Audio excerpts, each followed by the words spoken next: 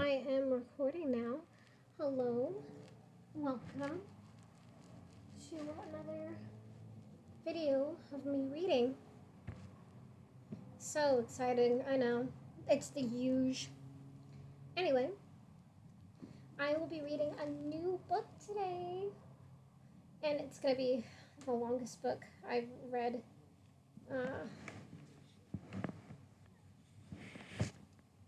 That I've ever read, like, aloud on this channel. I think this book might take like 10 or 12 videos / sessions for me to read, because the print is also very small. Very small. If it were like a regular size print, it'd probably be more like 700 pages, or maybe even 800. Really depends. But yeah, it's a big one. So let me show you the book which I will be reading. This is the book, and yes, this book has been through a lot. Hold on, it's still loading.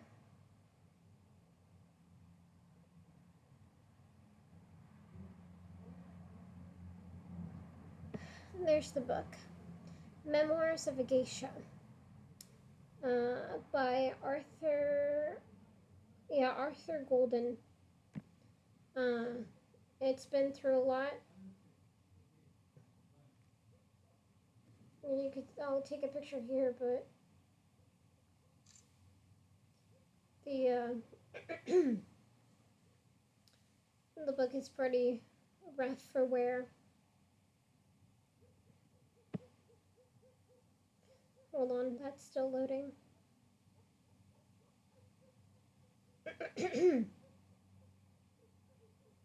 Yeah, you can see here that it's like ripping right here. I don't know where I got this book from. I forget. Yeah. I think it was always like oldish, but I just don't know. Yeah, it's beat up. Yeah, I think I've read this twice. Yeah, I think I've read this book only like twice. But I can assure you the big crease in front of the book, at the cover of the book, that was my fault. It wasn't like that. That was my doing.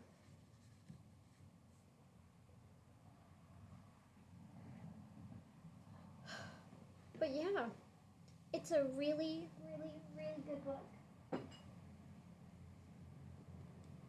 And it makes me appreciate Japanese culture even more, because I'm a fucking weeb, and I'm proud. I'm proud of being a weeb.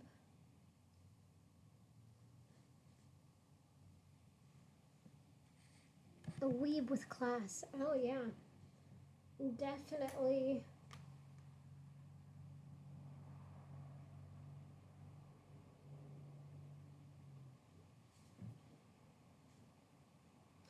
Alright, but yeah, let's get started. So, Memoirs of a Geisha by Arthur Golden. And there is a, what the heck?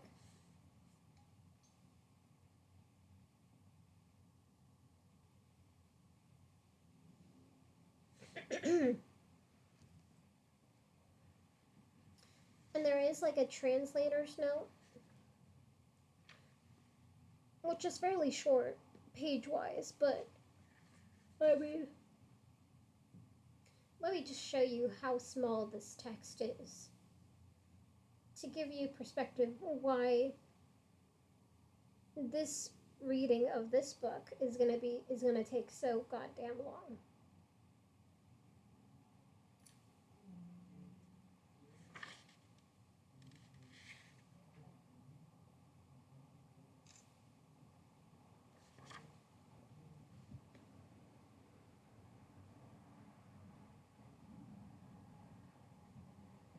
It's still loading.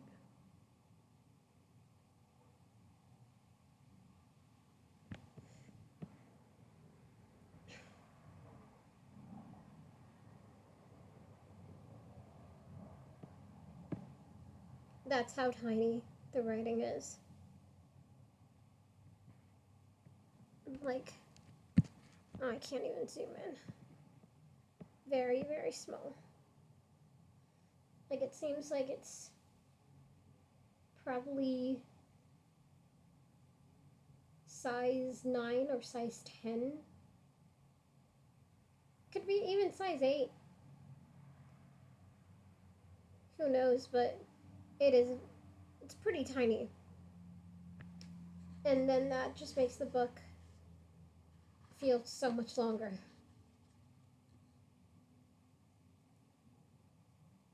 So yeah. But yeah, there is a translator's note. Okay, there we go. So,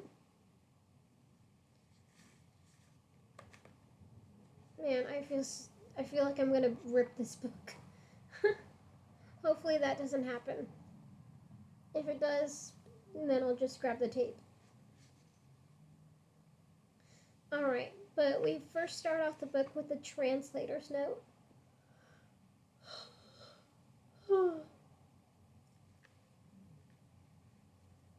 And mind you, this is not a true story. It's not. It's fiction. It's historical fiction, though. It was also published in 1997.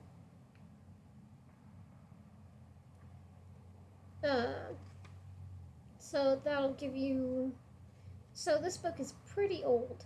So, yeah. I'll just state that. Alright, yeah. We first begin the book with translator's note. One evening in the spring of 1936, when I was a boy of 14, my father took me to a dance performance in Kyoto. I remember only 2 things about it. The first is that he and I were the only Westerners in the audience. We had come from our home in the Netherlands only a few weeks earlier, so I had not yet adjusted to the cultural isolation and still felt it acutely. The second is how pleased I was, after months of intensive study of the Japanese language, to find that I could now understand fragments of the conversations I overheard.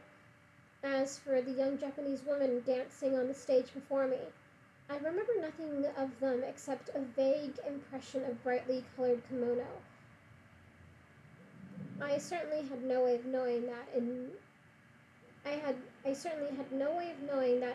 time and place as far away as New York, nearly 50 years in the future, one among them would become my good friend and would dictate her extraordinary memoirs to me. As a historian, I have always regarded memoirs as source material. A memoir provides a record not so much of the memoirist as of the memoirist's world. It must differ from biography in that a memoirist can never achieve the perspective that a biographer possesses as a matter of course. Autobiography, if there really is such a thing, is like asking a rabbit to tell us what he looks like hopping through the grasses of the field. How would we know? If we want to hear about the field, on the other hand, no one is in a better circumstance to tell us. So long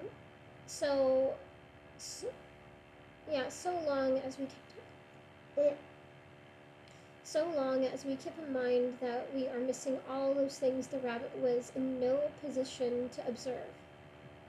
I say this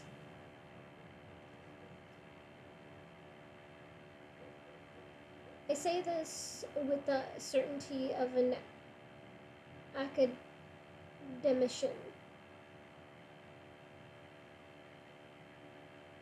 I'm pretty sure I'm saying that right. It's been a while since I had to look forward to see if I was saying it right. Academician. Academ.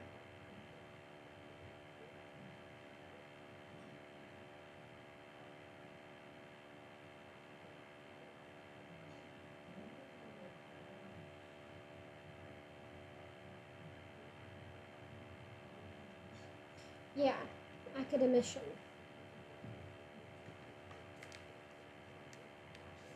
Yeah, I say with the I say this with the certainty of an academician who has based a career on such distinctions.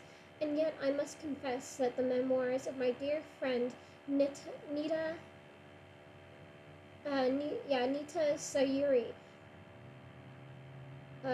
Sayuri, Nita Sayuri, have impelled me to rethink my views. Yes, she does elucidate for us the very secret world in which she lived, the rabbit's view of the field, if you will. There may be well there may well be no record of the strange life of a geisha than the one Sayuri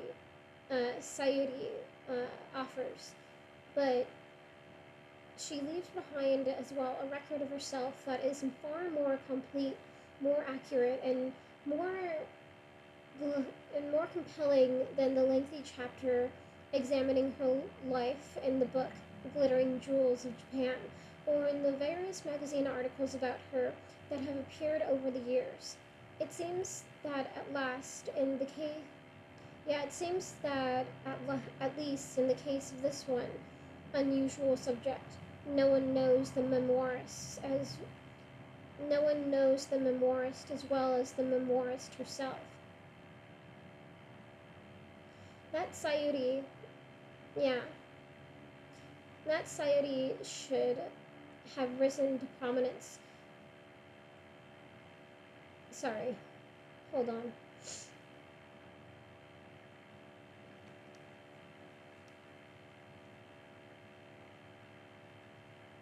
I apologize if I keep on switching back from like a Japanese accent, saying the name how it's correctly done, and saying it with more of an English accent, saying it how you know the English speaking person would say it. But Sayuri and Sayuri are, you know, they're the same person. Don't think I'm talking about two different people. I'll try to keep it as consistent as possible, but I cannot make no such promises that I will. Just because I am a human being and I make mistakes. Alright.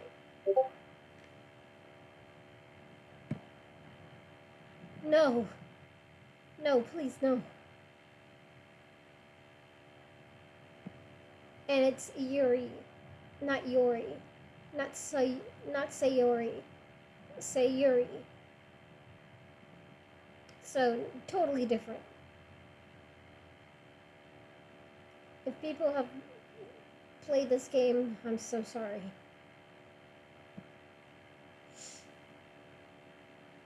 My mistake.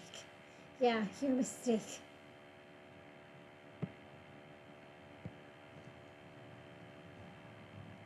That Sayuri should have risen to prominence was largely a matter of chance. Other women have led similar lives. The renowned Kato Yuki, a geisha who captured the heart of George Morgan, nephew of J. Pierpont, and became his bride in exile during the first decade of the century, may have lived a life even more unusual in some ways than Sayuri's. than Sayuri's, but only Sayuri has documented her own saga so completely. For a long while, I believed that her choice to do so was a fortuitous accident. If she had remained in Japan, her life would have been too full for her to consider compiling her memoirs. However, in 1956, circumstances in her life led Sayuri to emigrate to the United States. For her remaining 40 years, she was a resident of New York City's Waldorf Towers, where she created herself an elegant Japanese-style suite on the 32nd floor. Even then, her life continued as its frenetic pace. At its frenetic pace. Her suite saw more than its share of Japanese artists, intellectuals, business figures, even cabinet ministers, and a gangster or two. I did not I did not meet her until an acquaintance introduced us in 1985. As a scholar of Japan, I encountered Sayuri's name, though I almost knew nothing about her. Our friend, our friendship grew, and she confided in me more and more. One day I asked if she would ever permit her story to be told. "Well, Jacob's son, I might if it's you who records it," she told me. So it was that, so it was that, so it was that we began our task. Sayuri was clear that she wanted to dictate her memoirs rather than write them herself, because, as she explained, she was so accustomed to talking face to face that she would hardly know how to proceed with no one in the room to listen to. Uh, no. Yeah, as she explained, she was so accustomed to talking face to face that she would hardly know how to proceed with no one in the room to listen. I agreed, and the manuscript was dictated to me over the course of 18 months.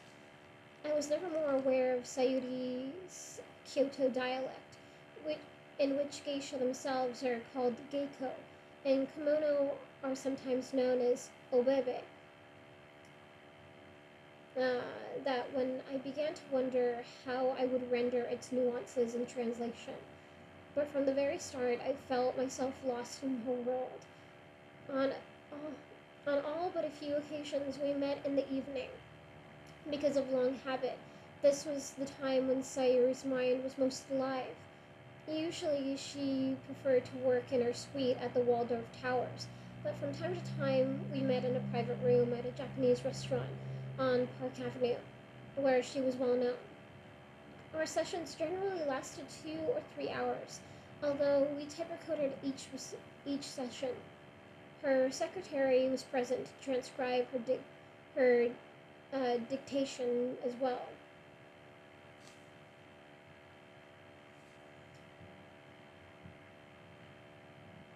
Her secretary was present to transcribe her dictation as well, which she did very faithfully.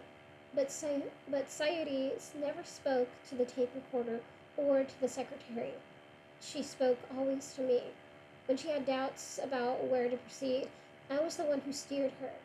I regarded myself as the foundation upon which the enterprise was based, and felt that her story would never have been told had I not gained her trust. Now I've come to see that the truth may be otherwise.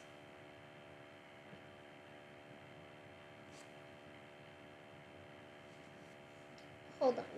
I see a word that's coming up, and I'm just like, I don't know how to pronounce that.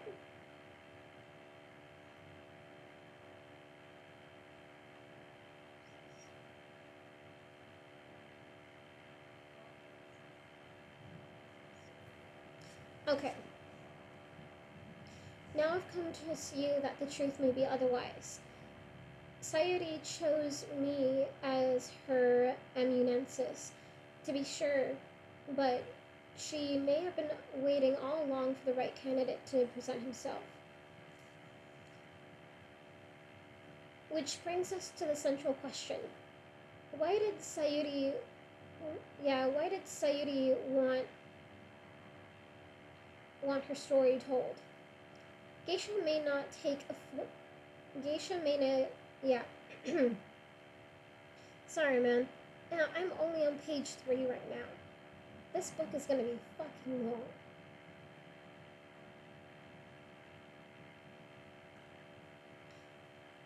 Yeah, Geisha may not take any formal vow of silence, but their existence is predicated on the singularly Japanese conviction that what goes on during the morning in the office and what goes on during the evening behind closed doors bear no relationship to one another and must always remain compartmentalized and separate. Geisha simply do not talk for the record about their experiences. Like prostitutes, their lower class counterparts. Geisha are often in the unusual position of knowing whether this or that public figure really does put his pants on one leg at a time like everyone else. Probably it is to their credit that these butterfly Yeah, probably it is to their credit that these butterflies of the night regard their roles as a kind of public trust. But in any case, the geisha who violates that trust puts herself in an untenable position. Sayuri's circumstances in telling her story were unusual in that no one in Japan had power over her any longer. Her ties with her native country had already been severed. This may tell us, at least in part, why she no longer felt constrained to silence, but it does not tell us why she chose to talk. I was afraid to raise the question with her. What if, in examining her own scruples on the subject, she should change her mind? Even when the manuscript was complete, I felt reluctant to ask. Only after she had received her advance from the publisher did I feel it safe to query her. Why had she wanted to Why had she wanted to document her life? What else do I have to do with my time these days? She replied. As to whether or not her motives were really as simple as this, I leave the reader to decide. Though she was eager to have her biography recorded, Sayuri did insist upon several conditions.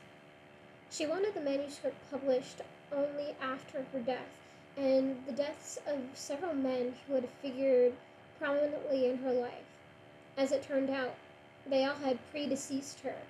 It was a great concern of Sayuri's that no one be embarrassed by her revelations. Whenever possible, I have left names unchanged, though Sayuri did hide the identities of certain men, even from me, though the convection, even though, yeah, hold on. Yeah, whenever possible, I have left names unchanged, though Sayuri did hide the identities of certain men, even from me, through the convention, rather common among geisha, of referring to customers by means of epithet. An epithet. When encountering characters such as Mr. Snow Showers, whose moniker suggests itself because of his dandruff, the reader who believes Sayuri is only trying to amuse. Let me say that again. I feel like the length of this book is kind of intimidating me, but I'm just like, you can't stop me. But also, the writing is pretty small and not that spaced out. Yeah. When encountering characters such as Mr. Snow Showers, whose moniker suggests itself because of his dandruff, the reader who believes Sayuri is only trying to amuse what may have misunderstood, is only trying to amuse. Yeah, the reader who believes Sayuri is only trying to amuse may have misunderstood her real intent. When I asked Sayuri's permission to use a tape recorder, I intended it only as a safeguard against any possible errors of transcription on the part of her secretary. Since her death last year, however, I have wondered if I had another motive as well, namely to preserve her voice, which had a quality of expressiveness I have rarely encountered. Customarily, she spoke with a soft tone, as one might expect of a woman who made a career of entertaining men. But when she wished to bring a scene to life before me, her voice would make me think there were 6 or 8 people in the room. Sometimes still, I play her tapes during the evenings in my study and find it very difficult to believe she is no longer alive. That's from Jacob Harhuis. Sorry if I mispronounced your name. Jacob, Jacob Harhuis. Arnold Rusoff, professor of Japanese history, New York University. Alright, we get down to the actual book, which I'm just like, how many pages do I want to read? Because I'm just like, how many pages do I want to read? Okay. Mind you, this book has 35 chapters.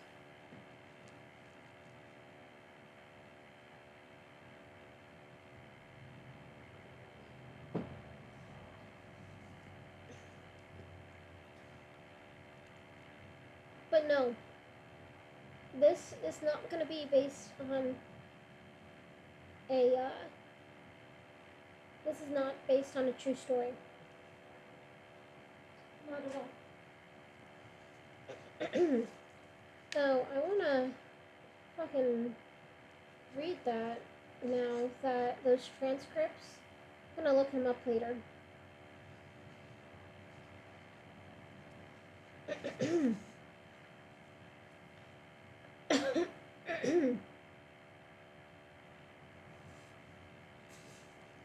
Alright.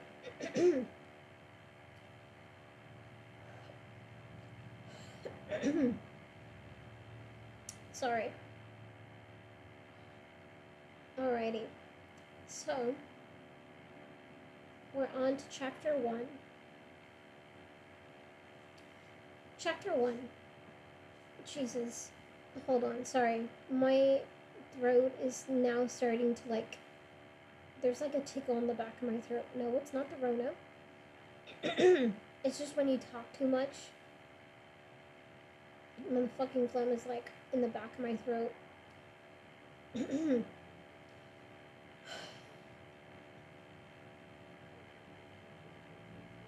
Okay, yeah, I think I'm good now. There we go. So yeah, chapter 1. Suppose that you and I were sitting in a quiet room overlooking a garden, chatting and sipping at our cups of green tea while we talked about something that had happened a long while ago. And I said to you, that afternoon when I met so-and-so was the very best afternoon of my life, and also the very worst afternoon. I expect you might put down your teacup and say, well now, which is it? Was it the worst or the best? Was it the best or the worst? Because it can't possibly have been both. Ordinarily, I'd have to laugh at myself and agree with you. But the truth is that afternoon when I met Mr. Tanaka Ichiro. Yeah, but the truth is, also this book doesn't have it has commas, but I want more commas because I keep on reading it as if it were without commas, and I feel like there should be commas. Yeah, but the truth is that the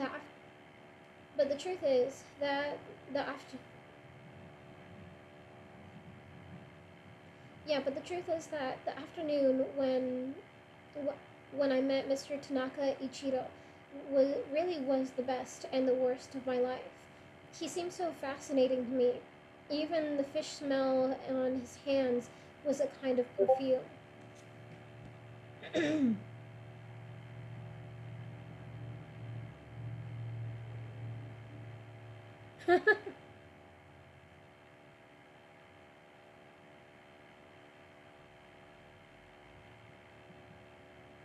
Yeah, yeah. He seemed so fascinating to me. Even the fish smell on his hands was a kind of perfume. If I had never known him, I'm sure I would not have become a geisha. I wasn't born and raised to be a Kyoto geisha. I wasn't even born in Kyoto. I'm a fisherman's daughter from a little known town called Yoroido. Yeah, Yoroido. Yoroido. Yeah. Sorry, I feel like I'm saying it wrong. Yeah, I'm a fisherman's daughter from a little town called Yoroido on the Sea of Japan. In all my life, I've never told more than a handful of people about. Yeah, in all my life, I've never told more than a handful of people anything about anything at all about Yorohiro, or about the house in which I grew up, or about my mother and father, or my older sister, and certainly not about how I became a geisha, and or what it was like to be one. Most people would rather. Most people would much rather carry on with their fantasies that my mother and grandmother were geisha, and that I began my training in dance when I was weaned from the breast, and so on. As a matter of fact, one day many years ago, I was pouring a cup of sake for a man who happened to mention that he had been in Yoroido only the previous week. Well, I felt as a bird must I felt as a bird must feel when it has flown across the ocean and comes upon a creature that knows its nest. I was so shocked I couldn't stop myself from saying, Yoroido? Why, that's where I grew up. This poor man. His, his face went through the most remarkable series of changes. He tried his best to smile, though it didn't come out well because he couldn't get the look of shock off his face. Yoroido, he said. You can't mean it. I long ago developed a very practiced smile, which I call my no smile, because it resembles a no mask whose features are frozen. No mask. I want to see this.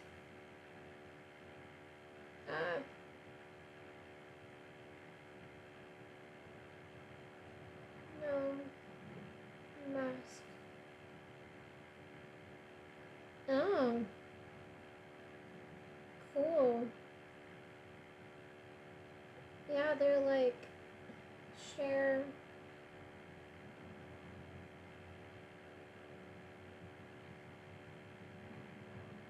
This one. They're like these masks. Oh man, you can't. God damn it.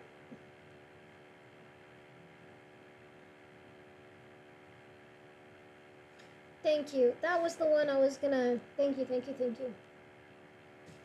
Fucking phone. I try not to go, especially when I'm recording on like the internet and stuff, just because I feel like something personal of me might come up. So that's why I try. It is a pretty creepy mask. I mean, there's a bunch of like different ones, but this was the one I was gonna send.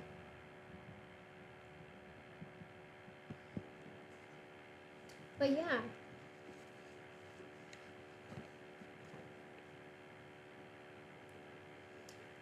I long ago developed a very practiced smile, which I call my no smile, because it resembles a no mask, whose features are frozen. Its advantage is that men can interpret it however they want. You can imagine how often they've you can imagine how often I've relied on it. I decided I'd better use it. Yeah, I decided I'd better use it just then. And of course it worked. He let out all his breath and tossed down the cup of sake I'd poured for him before giving an enormous laugh. I'm sure it was prompted before giving him Yeah, before giving an enormous laugh, I'm sure was prompted more by relief than anything else. The very idea, he said with another big laugh. You, growing up in a dump like Yoroido, that's like making tea in a bucket. And when he'd laughed again, he said to me, That that's why you're so much fun, Sayuri-san. Sometimes you almost make me believe your little jokes are real.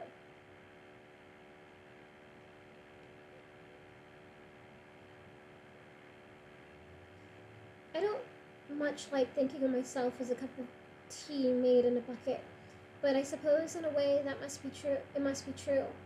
After all, I did grow up in Yoroido, and no one would suggest it's a glamorous spot. Hardly anyone ever visits it. As for the people who live there, they never have occasion to leave. You're probably wondering, you're probably wondering how I came to leave it myself. That's where my story begins. Yeah, I wish this book was more spaced out because I'm having trouble like reading off one line and then trying to start like the other one because it's so like close together.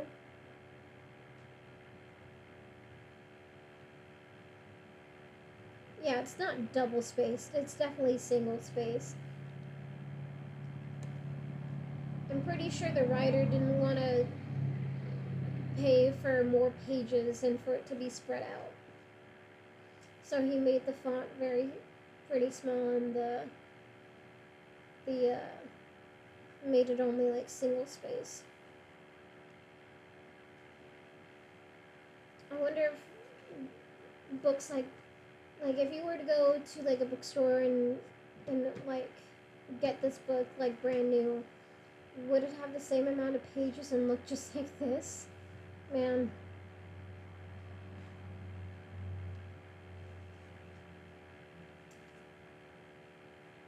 I would hope the new books of this would be longer and spaced out and bigger text because it is throwing me out of balance.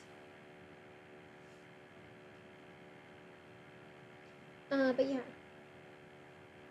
you're probably wondering how I came to leave it myself. That's where my story begins. In our little fishing village of Yoroido, I lived in what I called a tipsy house. It stood near a cliff where the wind off the ocean was always blowing.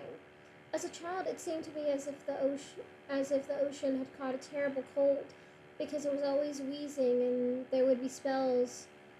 Yeah, and there would be spells when it let out a huge sneeze, which is to say there was a burst of wind with a tremendous spray. I decided our tiny house must have been offended. Yeah, I decided our tiny house must have been offended by the ocean sneezing in its face from time to time, and took to leaning back because it wanted to get out of the way. Probably it would have collapsed if my father hadn't cut a timber from a wrecked fishing boat to prop up the eaves, which made the house look like a tipsy old man leaning on its crutch. Inside this tipsy house, I had lived something of a lopsided life. Because of my earliest years, I was very much like my mother, and hardly at all like my father and older sister. My mother said it was because we were made just the same, she and I. And it was true. We both had the same peculiar eyes of a, we both had the same peculiar eyes of a sort you almost never see in Japan. Instead of being dark brown like everyone else's, My mother's eyes were a translucent gray, and mine are just the same. When I was very young, I told my mother I thought someone had poked a hole through her eyes and all the ink had drained out, which she thought was very funny. Which she thought very funny. The fortune tellers say her eyes were so pale because of too much water in her personality, so much that the other four elements were hardly present at all. And this, they explained, was why her features matched so poorly.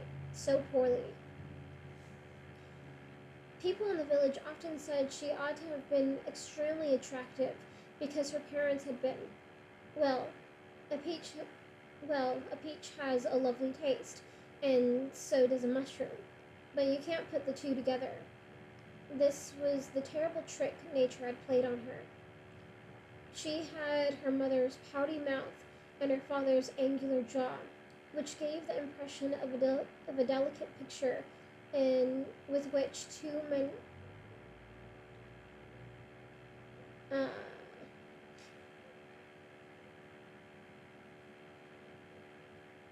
Man, I hate that the font is so small.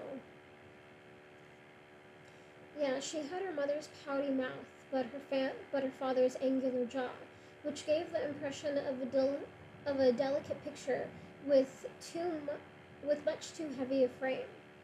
And her lovely gray eyes were surrounded by by thick lashes that must have been striking on her father, but in her case only made her look startled.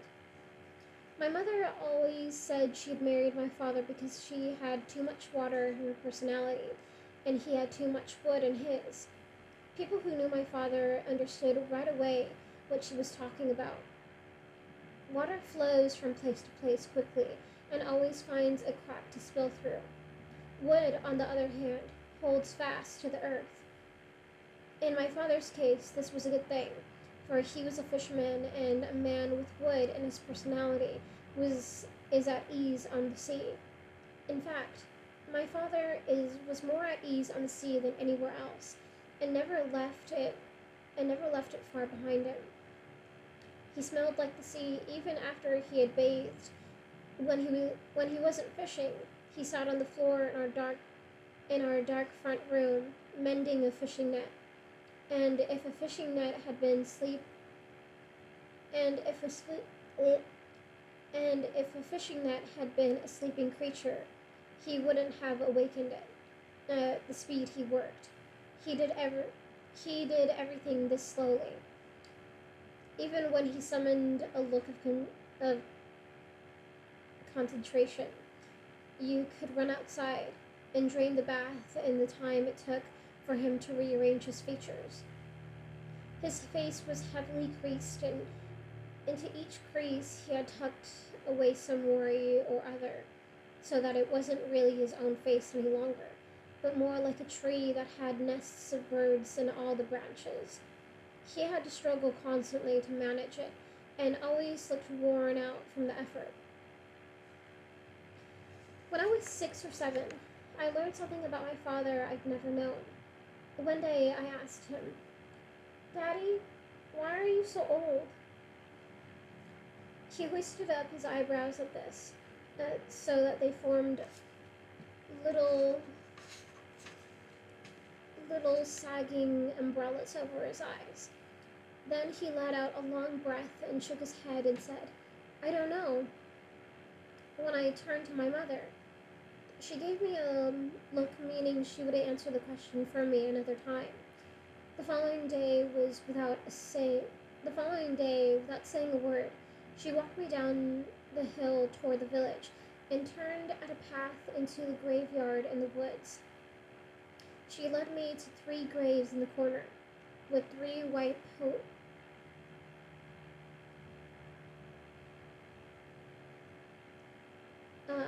she led me to 3 graves in the corner, with 3 white marker posts, much taller than I was.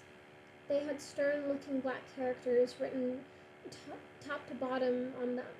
But I hadn't attended the school in our little village long enough to know where one ended and the next began.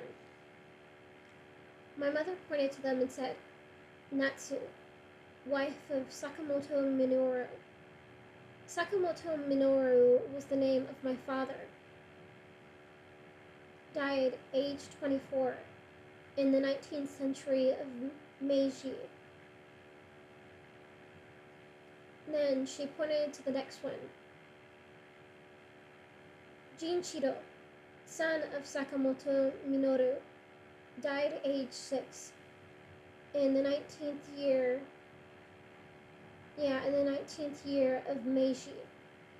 And to the next one, which was identical except for the name, Masao, and the age, which was 3. It took me a while to understand that my father had been married before, a long time ago, and that his whole family had died.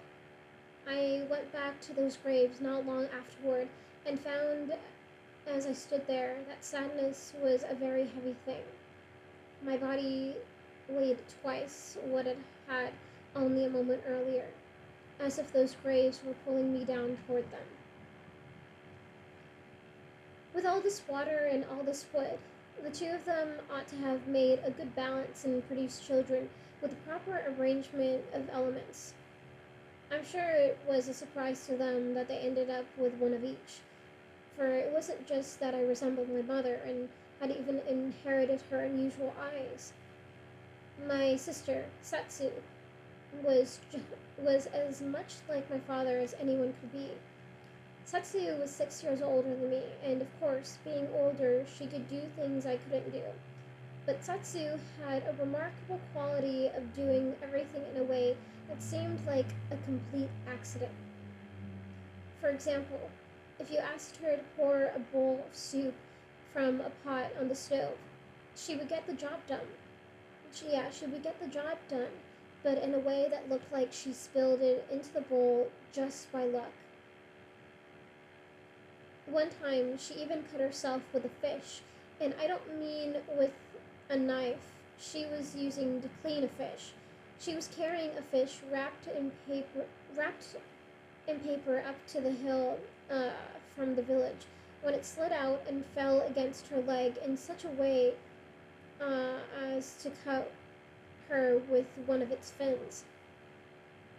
Our parents might have had other children besides Satsu and me, particularly since my father hoped for a boy to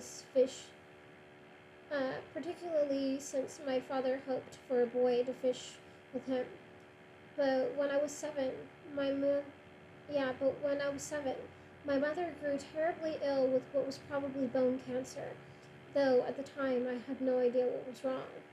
Her only escape from discomfort was to sleep, which she began to do the way a cat does, which is to say more or less constantly.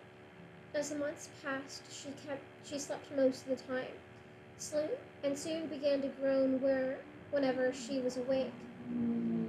I knew something in her was changing quickly, but because of so much water in her personality, this didn't seem worrisome to me. Hold on. I said that wrong.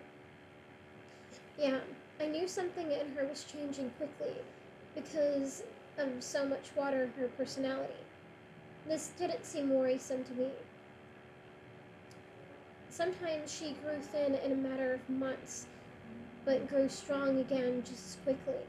But by the time I was 9, the bones in her face had begun to protrude, and she never gained weight again afterward. I didn't realize the water was draining out of her because of her illness. Just as seaweed is naturally soggy, you see, but turns brittle as it dries. My mother was giving up more and more of her essence.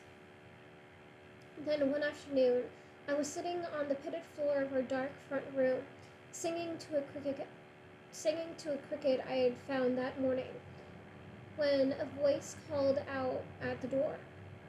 "Oi! Open up! It's Dr. Miura!" Dr. Miura came to our fishing village once a week and had made a point of walking up the hill to check on my mother ever since her illness had begun. My father was at home that day because a terrible storm was coming. He sat in his usual spot on the floor, with his 2 big spider-like hands dangling, tangled up in a fishing net. But he took a moment to point his eyes at me and raised one of his fingers. This meant he wanted me to answer the door. Dr. Miura was a very important man, or so we believed in our village. He had studied in he had studied in Tokyo, and and reportedly knew more Chinese characters than anyone. He was far too proud to notice a creature like me. When I opened the door to him, he slipped out he slipped out of his shoes and stepped right past me into the house. "Why, Sakamoto-san," he said to my father. "I wish I had your life out on the sea fishing all day. How glorious! And then on rough days you can rest. You and then on rough days you can take a rest. I see your wife is still asleep," he went on. "What a pity. I thought I might examine her." "Oh?" said my father. "I won't be around next week, you know. Perhaps you might wake her for me?" My father took a while to untangle his hands from the net, but at last he stood. "Chio-chan," he said to me, "get the doctor a cup of tea." My name back then was Chio. I wouldn't be known by my geisha name. I wouldn't be known by my geisha name, Sayuri, until years later. My father, uh, my father and the doctor went into the other room, where my mother lay sleeping. I tried to listen at the door, but I could hear only my mother groaning, and nothing of what they said. I occupied myself with making tea, and soon the doctor came back out, rubbing his hands together and looking very stern.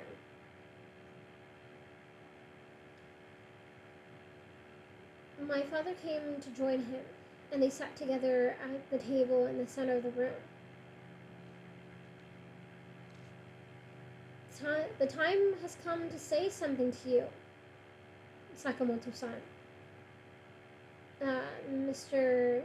Dr. Miura began. "You need to have a talk with one of the women in the village, Mrs. Sugi, perhaps. Ask her to make a nice new robe for your wife." "I haven't the money, doctor," my father said.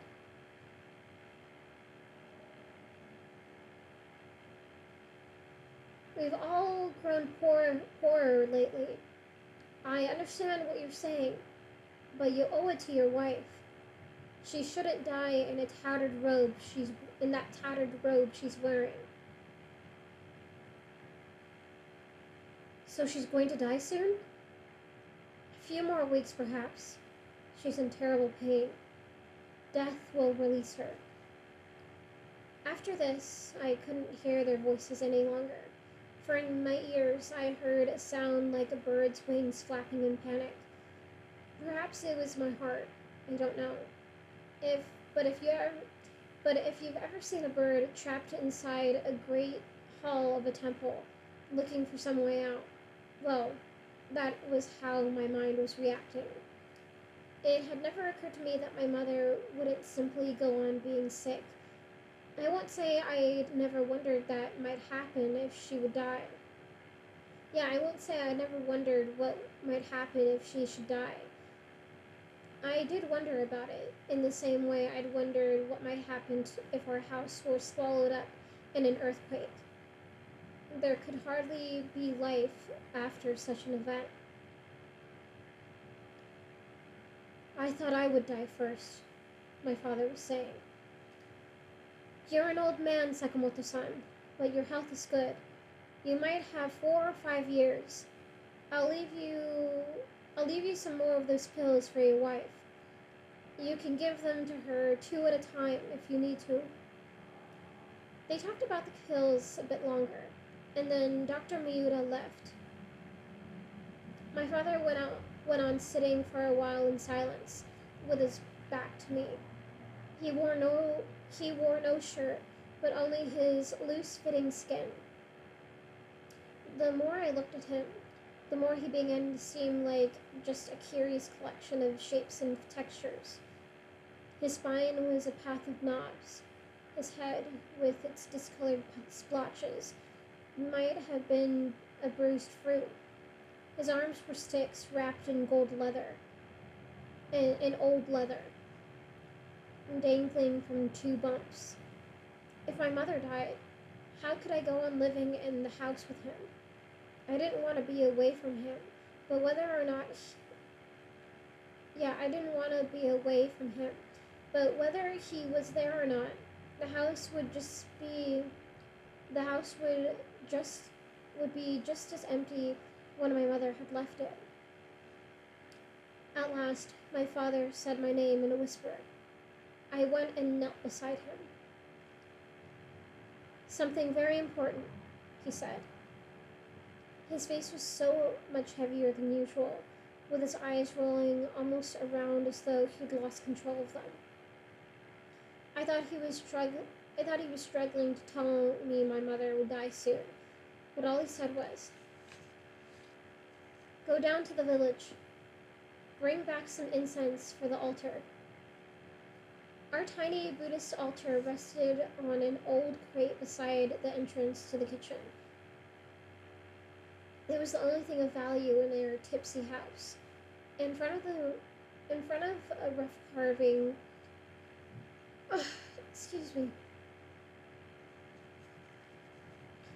in front of a rough carving of Amida.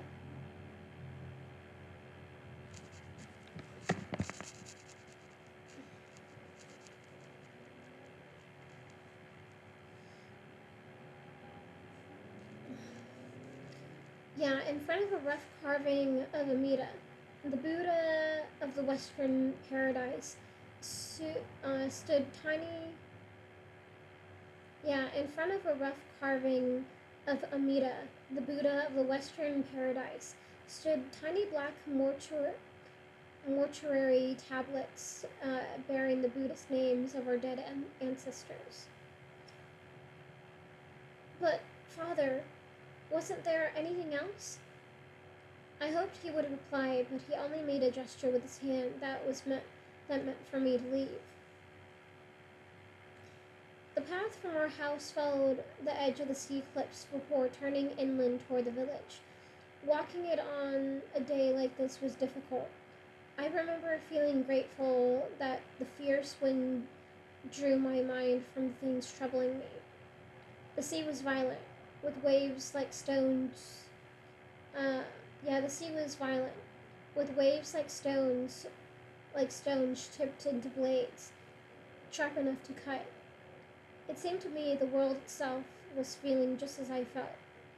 Was life nothing more than a storm that constantly washed away what had been there only a moment before, and left behind something barren and unrecognizable? I'd never had such a thought before. To escape it, I ran down the path until the village came into view below me.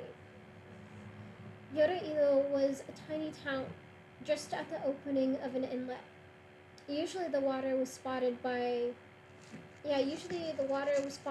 with fishermen, but today I could just see a few boats coming back, looking to me as they always did, like water bugs kicking along the surface. The storm was coming in earnest now. I could hear its roar. The fishermen on the inlet began to soften as they disappeared within the curtain of the rain. Within the curtain of rain. And then they were gone completely. I could see the storm climbing the slope toward me.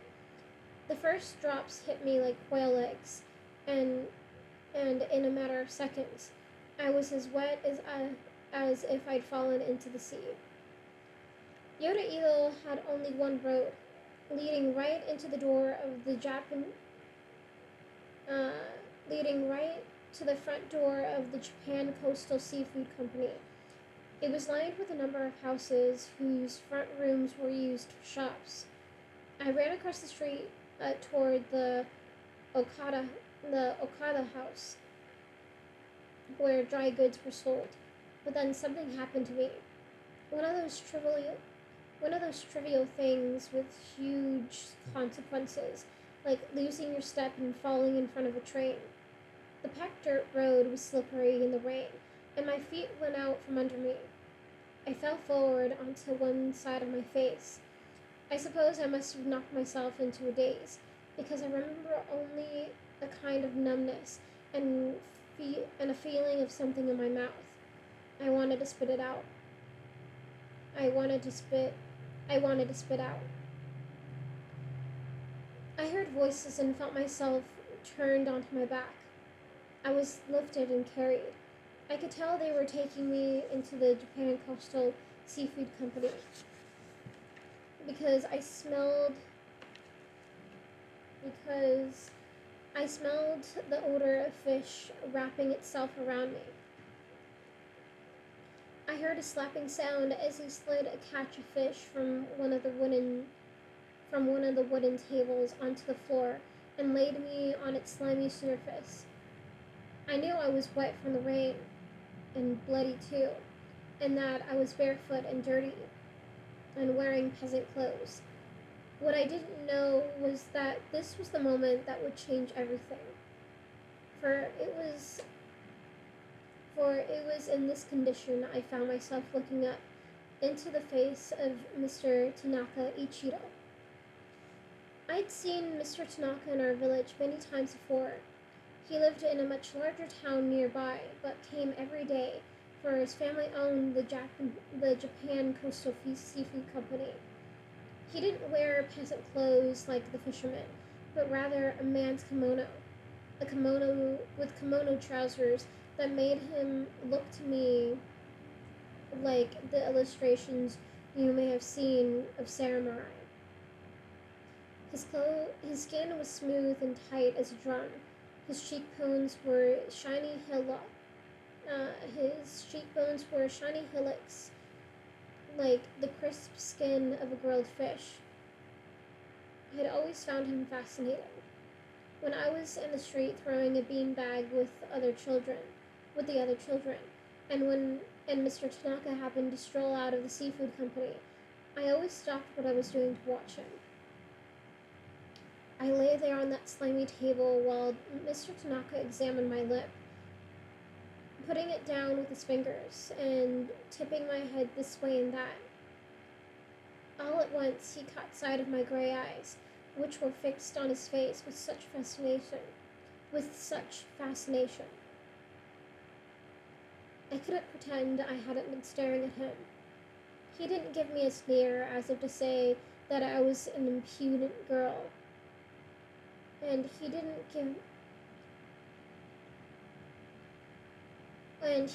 look away as if it made no difference where I looked or what I thought.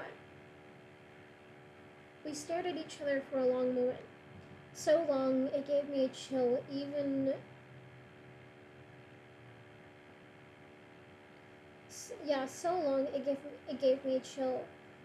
there in the muggy air of the seafood company.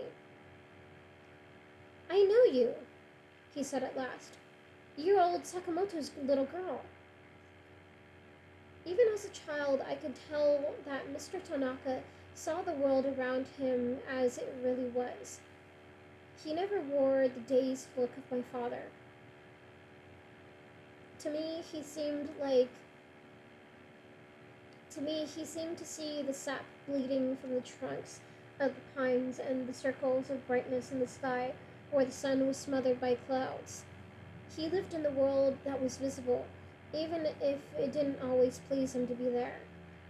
I knew he noticed the trees, and the mud, and the children in the street, but I had no reason to believe he'd ever noticed me.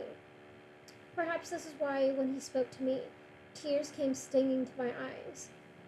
Mr. Tanaka raised me into a seating position. I thought he was going to tell me to leave, but instead he said, "Don't swallow that blood, little girl, unless you want to make a stone in your stomach. I'd spit it onto the floor if I were you." "A girl's blood, Mr. Tanaka?" said one of the men. "Here where we bring the fish?" Fishermen are terribly superstitious, you see. They especially don't like women to have anything to do with fishing. One man in our village, Mr. Yamamura, found his daughter playing on his boat one morning. He bit her with a stick and then washed out the boat with sake and lye so strong it bleached streaks of coloring from the wood. Even this wasn't enough. Even this wasn't enough. Mr. Yamamura had the Shinto priest come and bless it. All this because his daughter had done nothing more than play where the fish were caught. And here, Mr. Tanaka was suggesting I spit blood onto the floor of the room where the fish were cleaned. If you're afraid her spit might wash away some of the fish guts, said Mr. Tanaka, take them home with you. I've got plenty more. It isn't the fish guts, sir. It isn't the fish guts, sir. I'd say her blood will be the cleanest thing to hit this floor since you and I were born. Go ahead, Mr. Tanaka said, this time talking to me. Spit it out. There I sat on that slimy table, uncertain what to do. I thought it would be terrible to disobey Mr. Tanaka, but I'm not sure I would have found the courage to spit if one of the men hadn't leaned to the side and pressed a finger against one nostril to blow his nose onto the floor. After seeing this, I couldn't bear to hold anything in my mouth a moment longer, and spat out the blood just as Mr. Tanaka had told me to. All the men walked away in disgust except Mr. Tanaka's assistant, named Sugi. Mr. Tanaka told him to go and fetch Dr. Miura. I don't know where to find him, said Sugi, though what he really meant, I think, was he wasn't interested in helping. I told Mr. Tanaka the doctor had been at our house a few minutes earlier. Where is your house? Mr. Tanaka asked me. It's the little tipsy house up on the cliffs. What do you mean, tipsy house? It's the one that leans to the side. It's like it's had too much to drink. Mr. Tanaka didn't seem to know what to make of this. Well, Sugi, walk up toward Sakamoto's tipsy house and look for Dr. Miura. You won't have trouble finding him. Just listen for the sound of his patients screaming when he pokes them. I imagine Mr. Tanaka would go back to his work after Sugi had left, but instead he stood near the table a long while looking at me. I felt my face beginning to burn. Finally, he said something I thought was very clever. You've got an eggplant on your face, little daughter of Sakamoto. He went to a drawer and took out a small mirror to show it to me. My lip was swollen and blue, just as he'd said. But what I really want to know, he went on, is how you came to have such extraordinary eyes, and why you don't look more like your father. The eyes are my mother's, I said. But as for my father, he's so wrinkled I've never known what he really looks like. You'll be wrinkled yourself one day. But some of his wrinkles are the way he's made, I said. The back of his head is as old as the front, but it's as smooth as an egg. That isn't a respectful thing to say about your father, Mr. Tanaka told me, but I suppose it's true. Then he said something that made my face blush so red, I'm sure my lips looked pale. So how did a wrinkled old man with an egg for a head father a beautiful girl like you? In the years since, I've been called beautiful more often than I can remember. Though, of course, geisha are always called beautiful, even those who aren't. But when Mr. Tanaka said it to me, before I'd ever heard such a thing as a geisha, I could almost believe it was true. After Dr. Miura attended to my lip, and I bought the incense my father had sent me for, I walked home in a state of such agitation. I didn't think there could have been more activity inside me if I'd been in anthill. I would have had an easier time if my emotions had. Hold on. Yeah, I walked home in a state of such agitation. I don't think there could have been more. I don't think there could have been more activity inside me if I'd been in anthill. I would have had an easier time if my emotions had all pulled me in the same direction. But it wasn't so simple. I had been blown about like a scrap of paper in the wind, somewhere between the various thoughts about my mother, somewhere past the discomfort in my lip. There nestled a pleasant thought I tried again and again to bring into focus. It was about Mr. Tanaka. I stopped on the cliffs and gazed out to sea, where the waves, even after the storm, were like were still like sharpened stones, and the sky had taken on the brown tone of mud. I made sure no one was watching me, and then clutched the incense to my chest and said Mr. Tanaka's name into the whistling wind, over and over until I felt satisfied I'd heard the music in every syllable. I know it sounds foolish of me, and indeed it was, but I was only a confused little girl. After we'd finished our dinner and my father had gone to the village to watch the other fishermen play Japanese chess, Satsu and I cleaned the kitchen in silence. I tried to remember how Mr. Tanaka had made me feel, but in the cold quiet of the house, it had slipped away from me. Instead, I felt a persistent, icy dread as the thought of my mother's illness.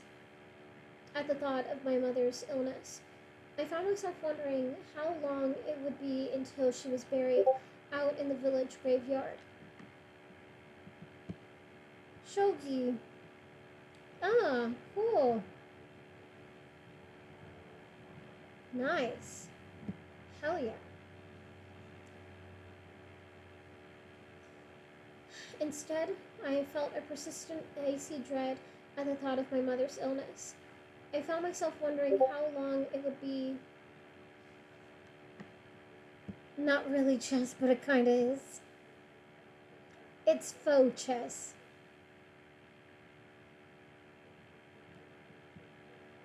But I guess there could be different kinds of chess. Huh. Another way I see it is like, you know how Nick really likes Go? It's like a more complicated version of checkers. If you really think about it. Yeah, right? It's a more complicated version of checkers. But yeah, I found myself wondering how long it would be until she was buried out in the village graveyard along with my father's other family. What would become of me afterward? With my mother dead, Satsu would act in her place, I supposed. I watched my sister scrub the iron pot that had cooked her soup, but even though it was right before her, even though her eyes were pointed at the thing, I could tell she wasn't seeing it. She went on scrubbing it long after it was clean. Finally, I said to her, Satsu-san, I don't feel well. Go outside and take a heat. Yeah, go outside and heat the bath, she told me, and brushed her unruly hair from her eyes with one of her wet hands. I don't want a bath, I said. Satsu, Mommy is going to die. This pot is cracked, look! It isn't cracked. Yeah, it isn't cracked, I said. The line has always been there. But how did the water get out just then? You sloshed it out. I watched you. For a moment, I could tell that Setsu was feeling something very strongly, which translated itself onto her face as a look of extreme puzzlement, just as so many of her feelings did. But she said nothing further to me. She only took the pot from the stove and walked toward the door to dump it out. And that is the end of that chapter. And I will go on to chapter 2. I think we'll only have time for chapter 2. I feel.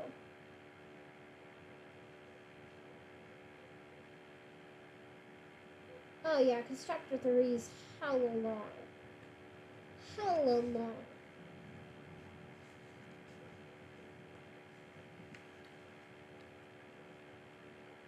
Okay.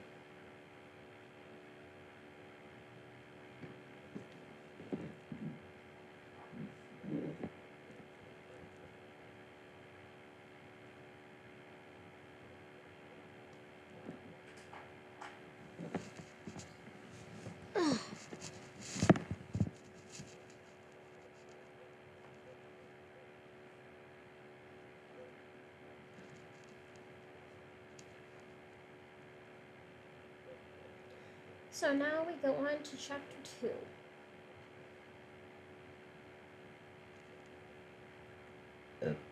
Excuse me.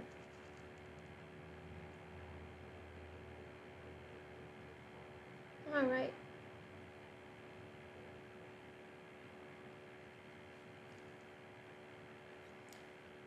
So, chapter 2.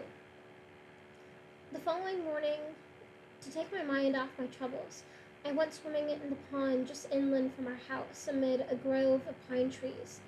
The children from the village went there most mornings when the weather was right. Setsu came too, wearing a scratchy bathing suit. Wearing a scratchy bathing dress she'd made from our father's old fishing clothes. It wasn't a very good bathing dress, because it sagged at her chest whenever she bent over, and one of the boys would scream, "Look! You can see Mount Fuji!"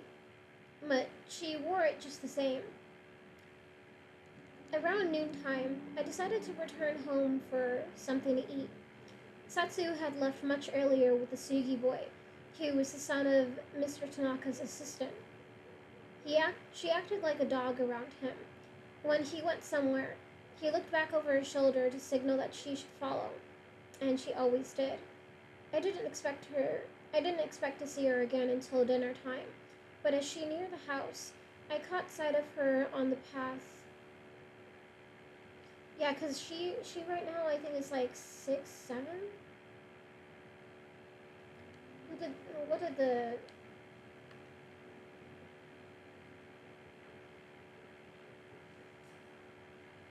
She's like 6 or 7 right now, I think.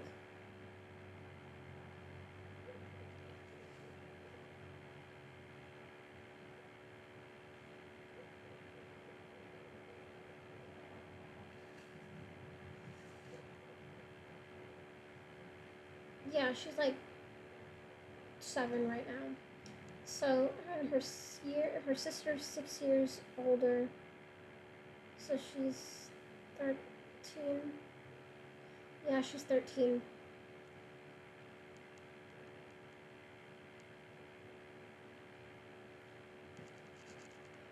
Alright.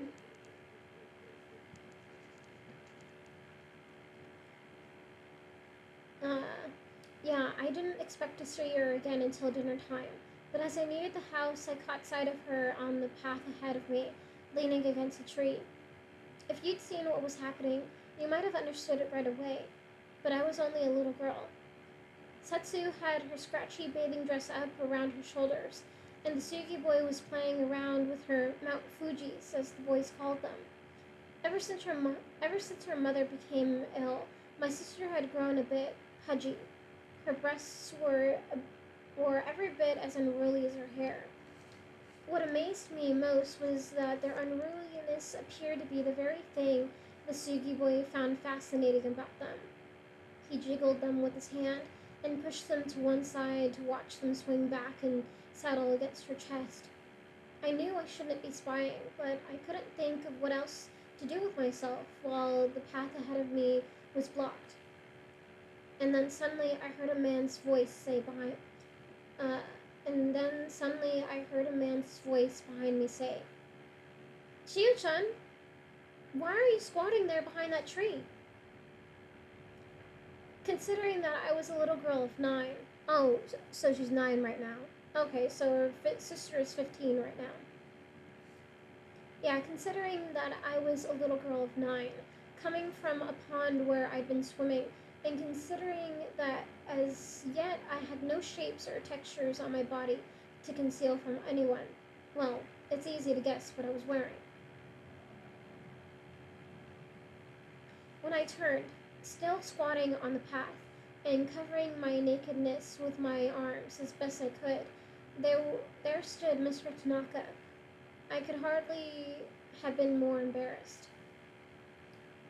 "That must be your tipsy house over there," he said. "And over there, that looks like the Sugi boy. He certainly looks busy. Who's that girl with him?" Well, it might be my sister, Mr. Tanaka. I'm waiting for them to leave." Mr. Tanaka cupped his hands around his mouth and shouted, and then I heard the sound of the Sugi boy running away down the path. My sister must have run away too, for Mr. Tanaka told me I could go home and get some clothes now. "When you see that sister of yours," he said to me, "I want you to give her this." He handed me a packet wrapped in rice paper, about the size of a fish head. "It's some Chinese herbs," he told me. Don't listen to Dr. Miuta if he tells you they're worthless. Have your sister make tea with them and give the tea to your mother to ease the pain. They're very precious herbs. Make sure not to waste them." "I'd better do it myself in that case, sir.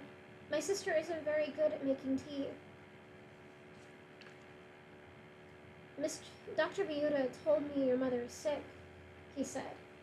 Now you tell me your sister can't even be trusted to make tea? With your father so old, what will become of you, Chiyo-chan? Who takes care of you even now?" "I suppose I take care of myself these days." "I know a certain man. He's older now, but when he was a boy about your age, his father died. The very next year, his mother died, and then his older brother ran away to Osaka and left him alone.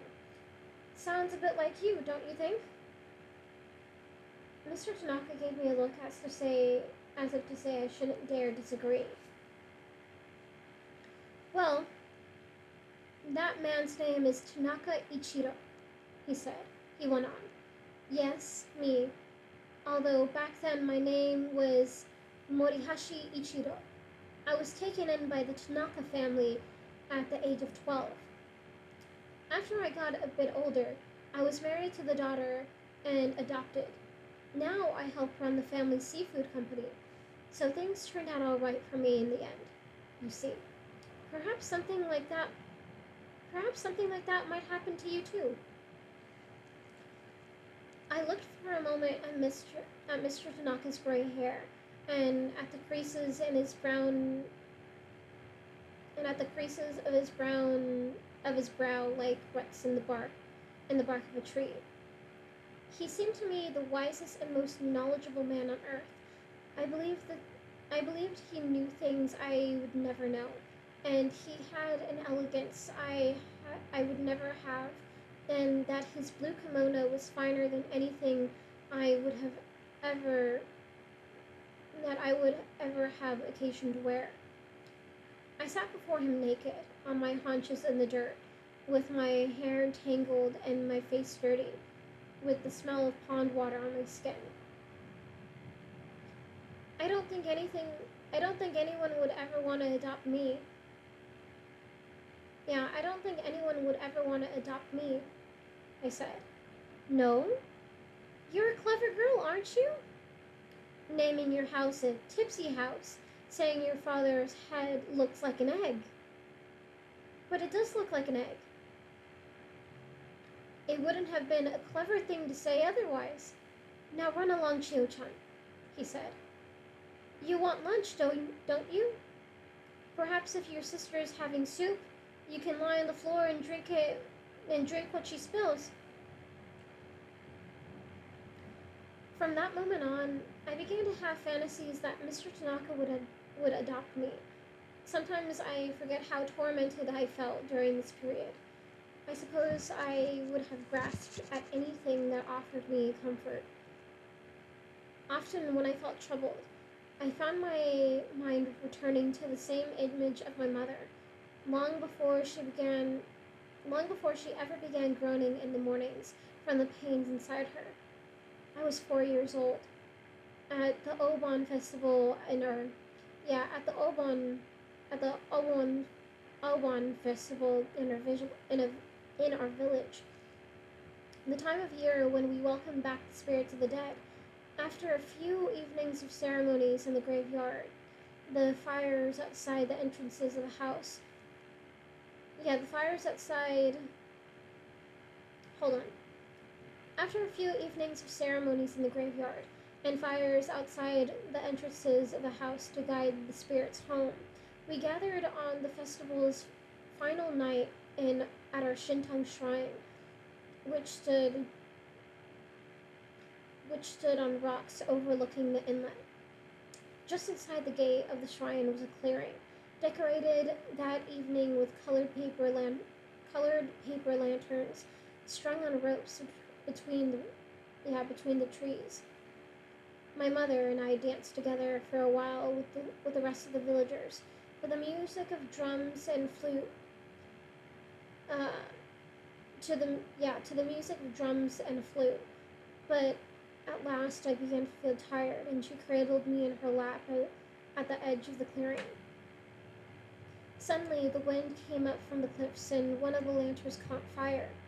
We watched the flame burn through the cord, and the lantern came floating down, until the wind caught it again and rolled it through the air right toward us, with a trail of gold dust streaking into the sky. The ball of fire seemed to settle on the ground, but then my mother and I watched as it rose up on the current of the wind, floating straight for us. I felt my mother release me, and then all at once she threw me in her arms into the fire to scatter it. For a moment we were both awash in sparks and flames. Then the shreds of fire drifted into the trees and burned out, and no one, not even my mother, was hurt.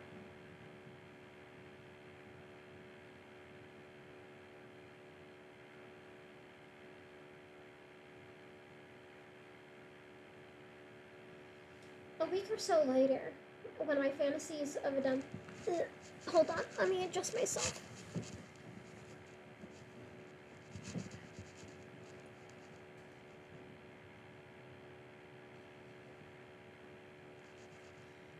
Yeah.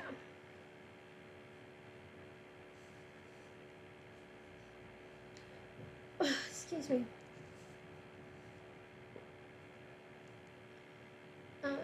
Yeah.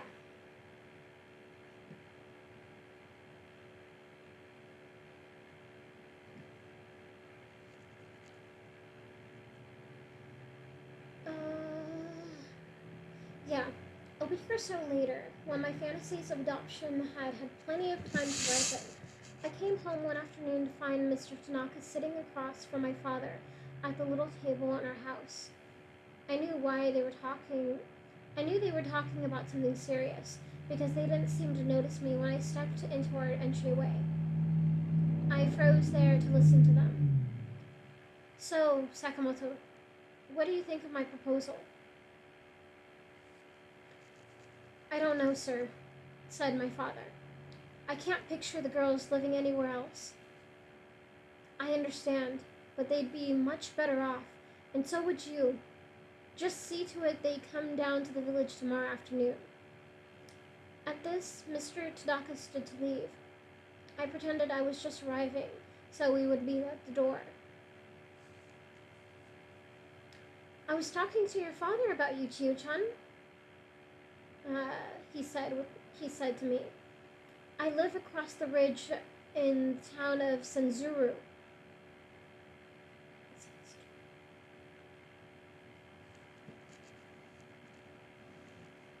Yeah, I live across the ridge in the town of Senzuru.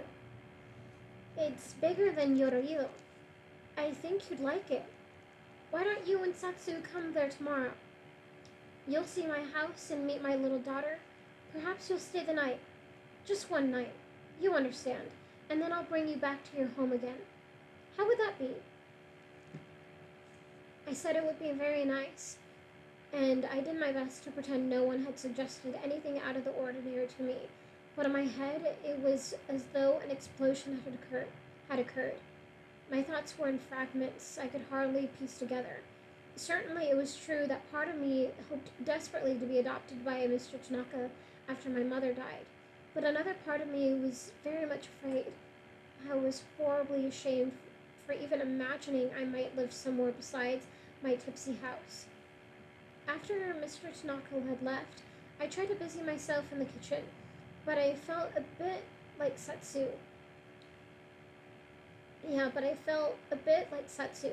For I could hardly see the things before me. I don't know how much time had passed. I don't know how time... Wait. Ugh.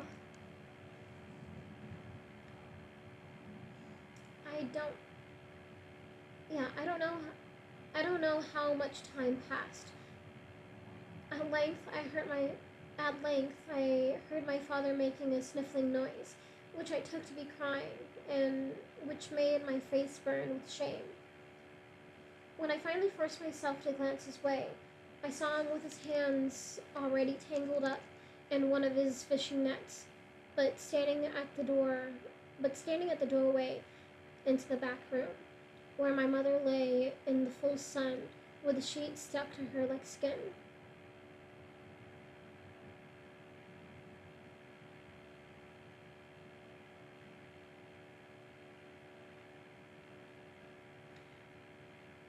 The next day, in preparation for meeting Mr. Tanaka in the village, I scrubbed my dirty ankles and soaked for a while in our bath, which had once been the boiler compartment from an old steam engine someone had abandoned in our village.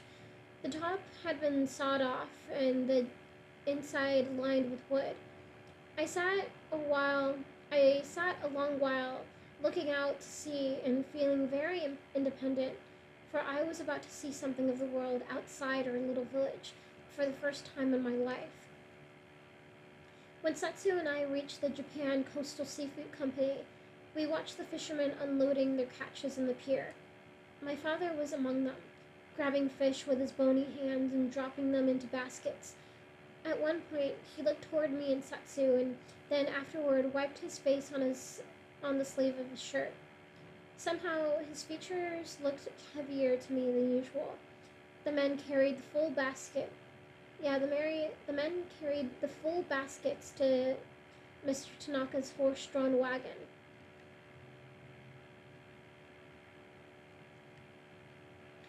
The men carried the full baskets to Mr. Tanaka's horse-drawn wagon and arranged them in the back. I climbed up on the wheel to watch. Mostly the fish stared with glassy eyes, but every so often one would move its mouth, which seemed to me like a little scream. I tried to reassure them by saying, "You're going to the town of Sensuru, you're going to the town of Sensuru, little fishies. Everything will be okay." I didn't see what good it would do to tell them the truth. At length, Mr. Tanaka came out into the street and told Satsu and me to climb in onto the bench of the wagon with him. I sat in the window. I sat in the middle, close enough to feel the fabric of Mr. Tanaka's kimono against my hand. I couldn't help blushing at this. Setsu was looking at me. Yeah, Setsu was looking right at me, but she didn't seem to notice anything, and wore her usual muddled expression. I passed much.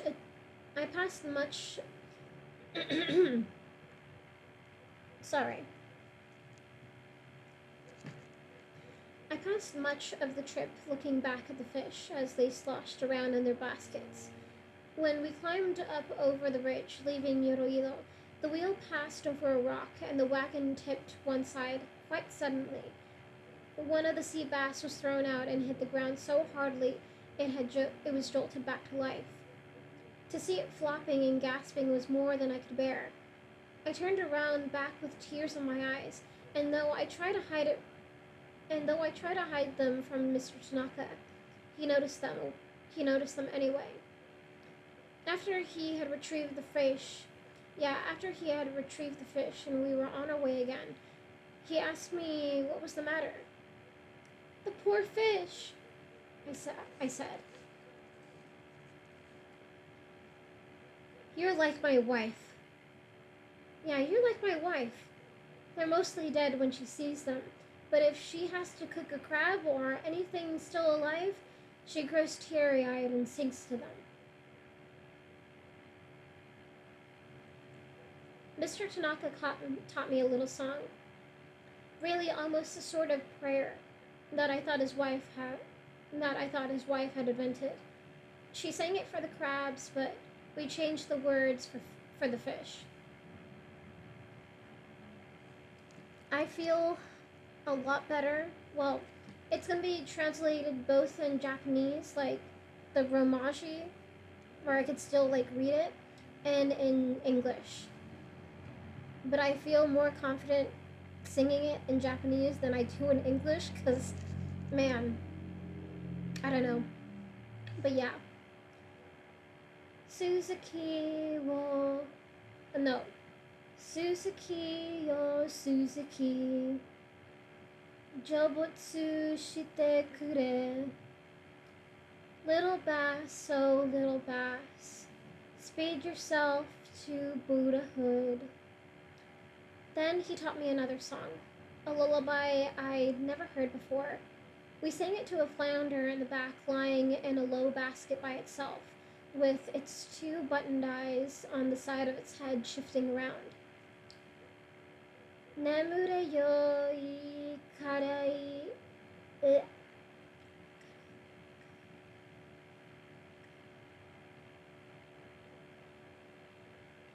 Hold on. Let me just read this first and then. Yeah. Nemure yo ikare yo, niwa ya makiba ni, tori mo hitsuji mo, minna nemureba, hoshi wa maru kara, jin no hikari o, so sugu kono yoru. Go to sleep, you good flounder, when all are sleeping, even the birds and the sheep, in the gardens and in the fields. The stars this evening will pour their silver light from the window. Yeah, I don't know how to.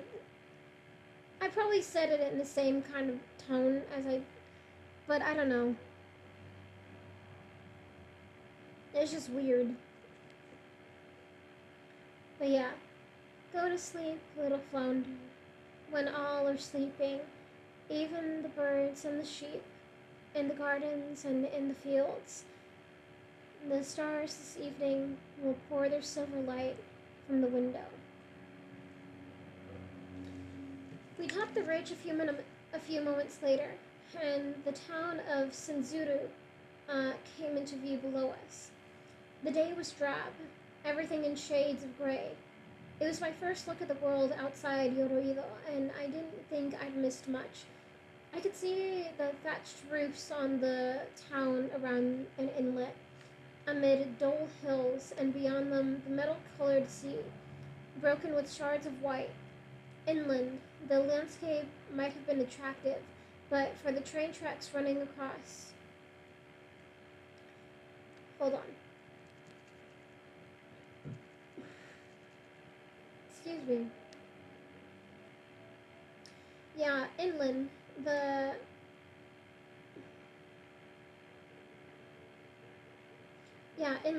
the landscape might have been attractive, but for the train tracks running across it like a scar. Sanzuru was mainly a dirty, smelly town. Even the ocean had a terrible odor, as if all the fish in it were, were rotting. Around the legs of the pier, pieces of vegetables bobbed like the jellyfish in our little inlet. The boats were all scratched up, some of their timbers cracked. They looked to me as if they'd been fighting with one another. Satsu and I sat a long while on the pier until at length Mr. Tanaka called us inside the Japan Coastal Seafood Company's headquarters and led us down a long corridor. The corridor couldn't have smelled more strongly of fish guts if we had actually been inside a fish, but down the end, to my surprise, was an office, lovely to my 9-year-old eyes. Inside the doorways, inside the doorway, Tatsu and I stood.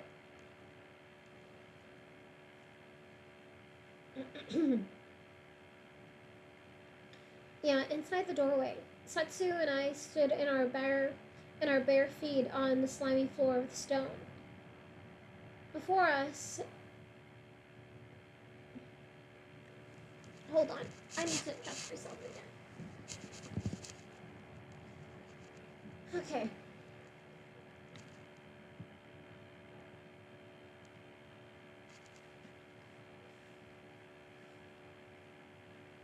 Yeah, uh, inside the doorway, Satsu and I stood in our bare feet on the slimy floor of stone. Before us, a step led up to a platform covered with tatami mats. Perhaps this was what impressed me so. The raised flooring made everything look grander. In any case, I considered it the most beautiful room I'd ever seen. Though it makes me laugh now to think that the office of a fish wholesaler was in a tiny town on the yeah. Though it makes me laugh now to think that the office of a fish wholesaler in a tiny town on the Japan Sea could have made such an impression on anyone. On the platform sat an old woman on a cushion, who rose when she saw us and came down to the edge to arrange herself on her knees. She was old and cranky looking. I don't think you could ever meet anyone who fidgeted more. When she wasn't smoothing her kimono, she was wiping something from the corner of her eye or scratching her nose, all the while sighing as though she felt very sorry there was so much fidgeting to be done. Mr. Tanaka said to her, "This is Chiyo-chan and her older sister Satsu-san." I gave a little bow, to which Mrs. Fidget responded with a nod. Then she gave the biggest sigh she'd given yet, and began to pick with one hand at a crusty patch on her neck. I would have liked to look anyway, but her eyes were fixed on mine. "Well, you're Satsu-san, are you?" she said, but she was still looking at me. "I'm Satsu." "Yeah, I'm Satsu," said my sister. "When were you born?" Satsu still seemed unsure which of us Mrs. Fidget was addressing, so I answered for her. "She's the year of the cow," I said. The old woman reached out and patted me with her fingers, but she did it in a most peculiar way, by poking me several times in the jaw. I knew she meant it as a pat, because she wore a kindly look. "This one's rather pretty, isn't she? Such unusual eyes. And you can see that she's clever. Just look at the just look at her forehead." Here she turned to my sister again and said, "Now, then, the year of the cow. 15 years old. The planet Venus. 6. White. Come a bit closer." Satsu did as she was told. Mrs. Fidget began to examine her face, not only with her eyes, but with her fingertips. She spent a long while checking Satsu's nose from different angles and her ears. She pinched the lobes a number of times and gave a grunt to indicate she was done with Satsu and turned to me. "You're the year of the monkey. I can tell it just looking at you. What a great deal of water you have. 8. White. The planet Saturn. And a very attractive girl you are. Come closer." Now she proceeded to do the same thing to me, pinching my ears and so on. I kept thinking of how she'd scratched the crusty patch on her neck with those same fingers. Soon she got to her feet and sat down. Soon she got to her feet and came down onto the stone floor where we stood. She took a while getting her crooked feet into her zori, but finally turned toward Mr. Tanaka and gave him a look he seemed to understand at once, because he'd left the room, closing the door behind him. Mrs. Fidget untied the peasant shirt Mrs. Fidget untied the peasant shirt Satsu was wearing and removed it.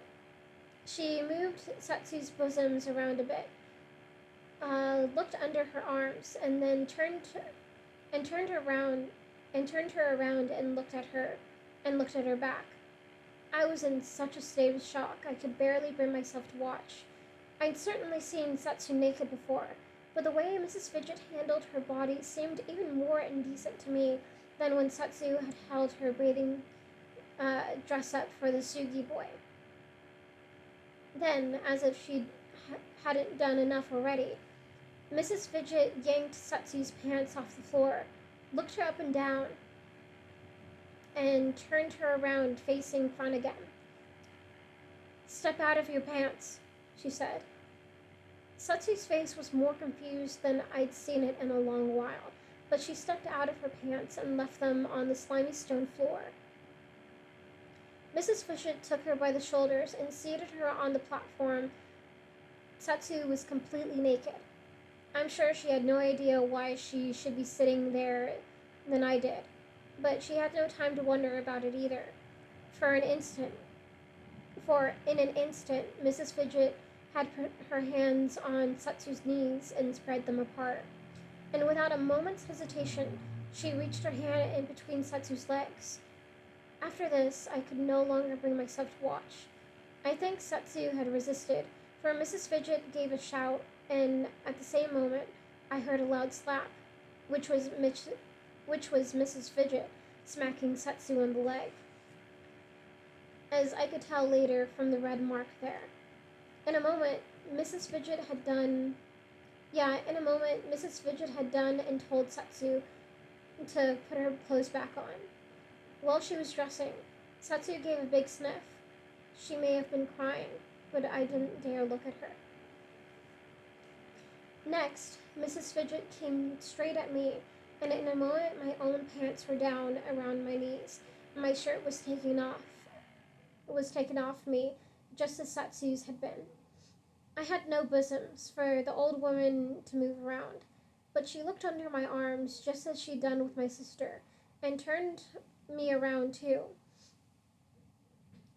just before seating me on the platform and pulling my pants off my legs. I was terribly frightened of what she would do, and when she tried to spread my knees apart, she had to slap me on the leg just as she slapped Satsu, which made my throat begin to burn from holding back my tears. She put a finger in She put a finger between my legs and gave what felt to me like a pinch in such a way that I cried out. When she told me to dress again, I felt as damn. Yeah, when she told me to dress again, I felt as a dam must feel when it's holding back an entire river. But I was afraid of Satsu and I began to sob like little children. We might look bad and we might look bad in Tanaka's eyes. The girls are healthy, she said to Mr. Tanaka when he came back into the room. And very suitable. Both of them are intact. The older one has far too much wood, but the younger has a good deal of water. Pretty too, don't you think? Her older sister looks like a peasant beside her.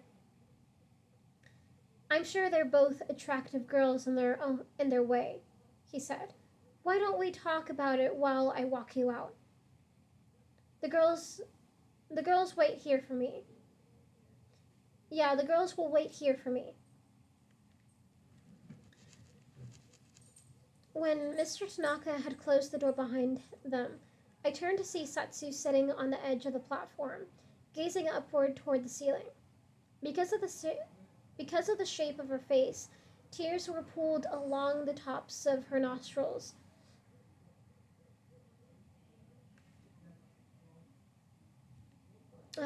Yeah. Because of the shape of her face, tears were pooled along the tops of her nostrils, and I burst into tears myself the moment I saw her upset. I felt myself to blame for what had happened, and wiped her face with a corner of my peasant shirt. Who was that horrible woman? She said to me. She must be a fortune teller. Probably Mr. Tanaka wants to learn as much about us as he can. But why would she look at us in that horrible way? Yeah, but why should she look at us in that horrible way? Satsu, don't you understand?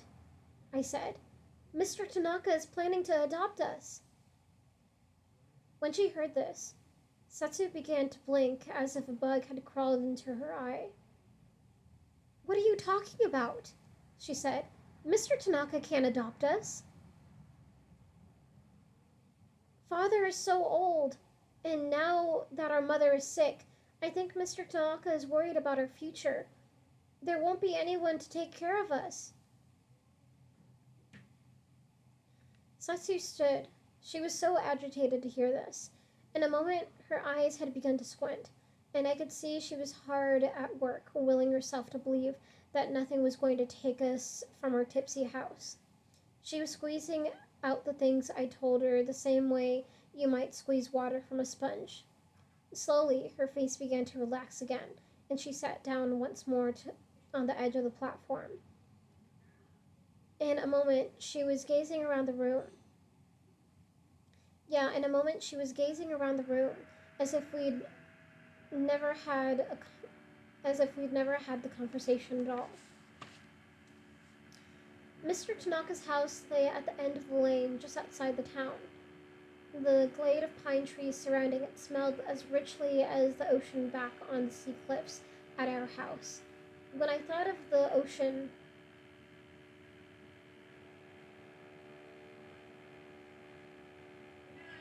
good night.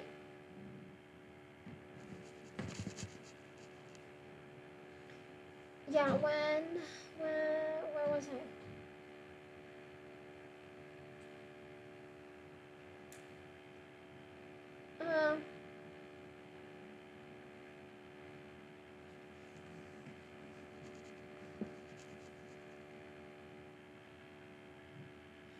I'm just gonna read it again. Mr. Tanaka's house lay at the end of a lane just outside the town. The glade of pine trees surrounding it smelled as richly as the ocean back on the sea cliffs at our house. And when I thought of the ocean and how I would be trading one smell for another, I felt a terrible emptiness I had to pull myself away from. Yeah, I felt a terrible emptiness I had to pull myself away from, just as you might step back from a cliff after peering over it. The house was grander than anything in Yoroilo, with enormous eaves like our village shrine. And when Mr. Tanaka stepped out, and when Mr. Tanaka stepped up into his entryway, he left his shoes right where he walked out of them. Yeah, he left his shoes right where he walked out of them, because a maid came and stowed them on a shelf for him.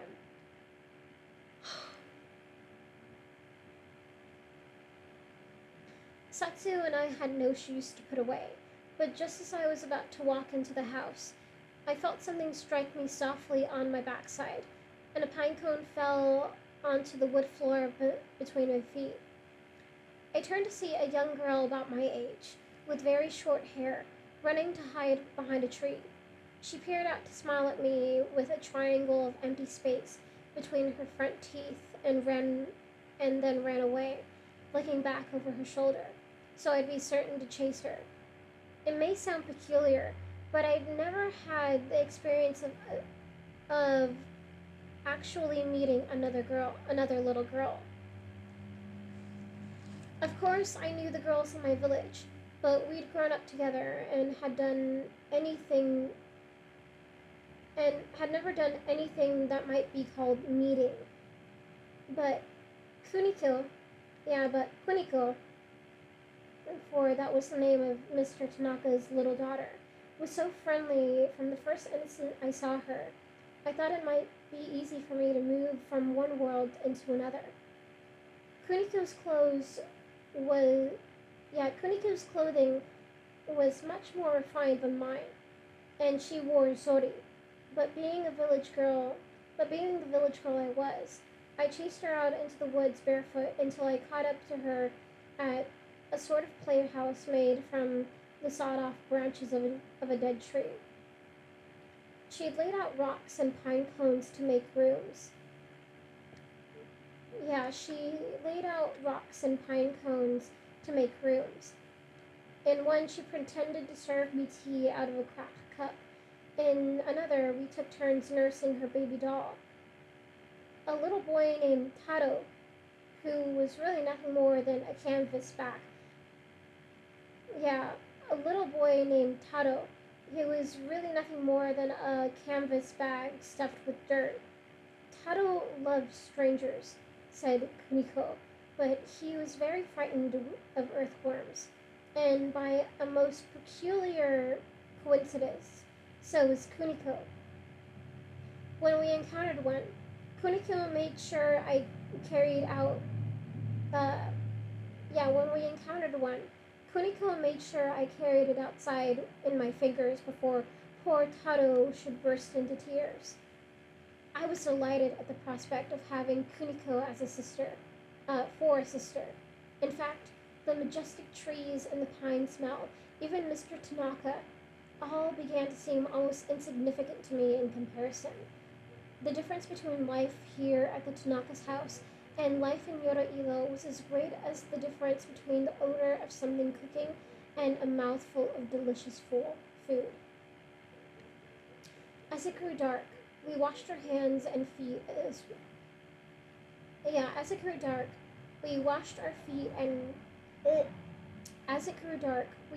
our hands and feet at the well, and went inside to take our seats on the floor around a square table. I was amazed to see steam from the meal we were about to eat rising up into the rafters of a ceiling high above me, with electric lights hanging down over our heads. The brightness of the room was startling. I'd never seen such a thing before. Soon the servants brought our dinner: grilled salted sea bass, pickles, soup, and steamed rice. But the moment we began to eat, the lights went out. Mr. Tanaka laughed. This happened quite often, apparently. The servants went around lighting lanterns that hung on wooden tripods. No one spoke very much as we ate. I had expected Mrs. Tanaka to be glamorous, but she looked like an older version of Satsu, except that she smiled a good deal. After dinner, she and Satsu began playing a game of Go. Oh, there is Go in this book.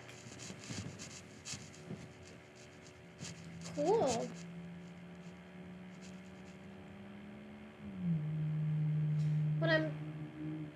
But I'm surprised the word go isn't capitalized since it should. Well, I guess it's the same thing with checkers or chess.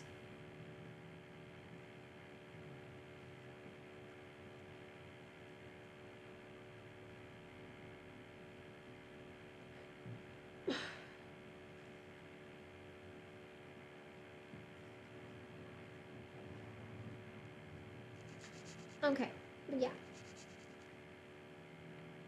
I'd expected Mrs. Tanaka to be glamorous, but she looked like an older version of Satsu, except that she smiled a good deal. After dinner, she and Satsu began playing a game of Go, and Mr. Tanaka stood and called a maid to bring his kimono jacket. In a moment, Mr. Tanaka was gone, and after a short delay, Kuniko gestured to me to follow her out the door. She put on straw zori lent me lent me an extra pair. I asked her where we were going. Quietly, she said. We're following my daddy. I do it every time he goes out. It's a secret. I headed up the lane. Yeah, we headed up the lane and turned onto the main street toward the town of Senzuru. Uh, fol- Following some distance between.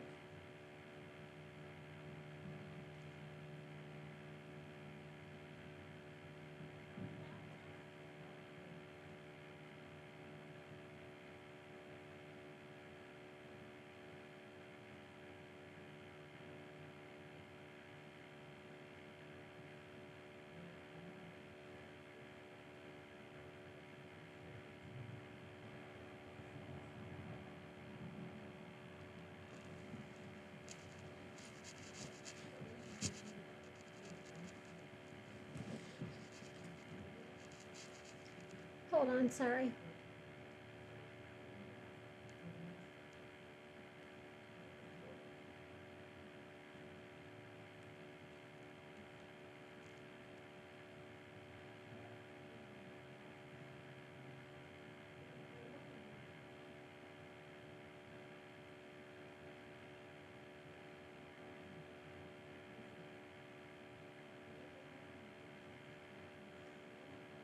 Okay. Yeah, we headed up the lane and turned on the main street toward the town of Senzuru, following some distance behind Mr. Tanaka. In a few minutes, we were walking among the houses of the town, and then Kuniko took my arm and pulled me down a side street. At the end of the stone walkway between two houses, we came to a window covered with paper screens that shone with the light inside. Kuniko put her eye to a hole torn just at eye level in one of the screens. While she peered in, I heard the sounds of laughter and talking, and someone singing to the accompaniment of a shamisen.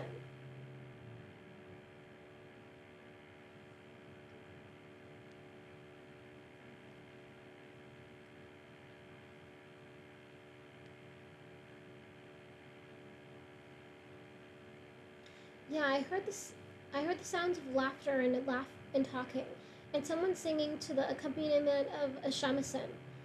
At length, she stepped in. At length, she stepped aside so I could put my own eye to the hole. Half the room inside was blocked from my view by a folding screen, but I could see Mr. Tanaka seated on the mats with a group of 3 or 4 men. An old man beside him was telling a story about folding a ladder for a young woman and peering up her robe.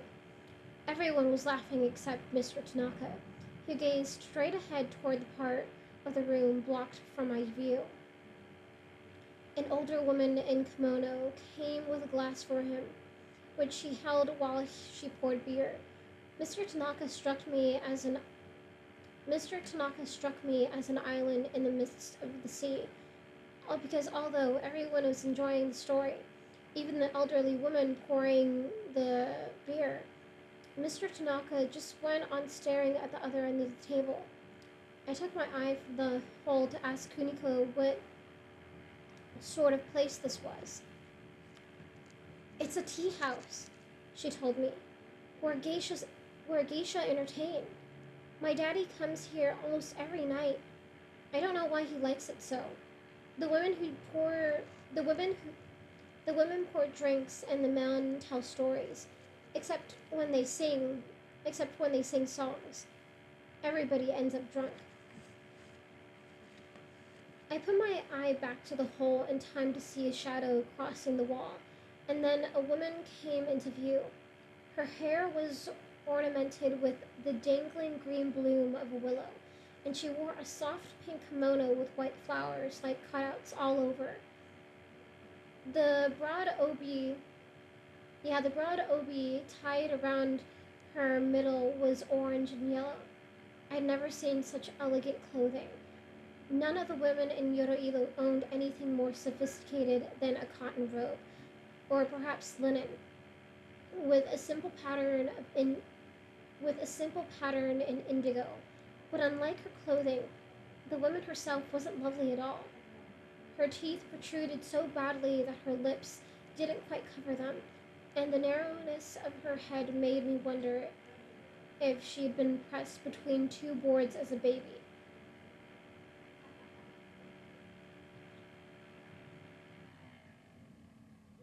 Yeah, her teeth protruded so badly that her lips didn't quite cover them, and the narrowness of her head made me wonder if she'd been pressed between two boards as a baby. You may think me cruel to describe her so harshly, but it struck me as odd that even though no one could have called her a beauty, Mr. Tanaka's eyes were fixed on her like a rag on a hook.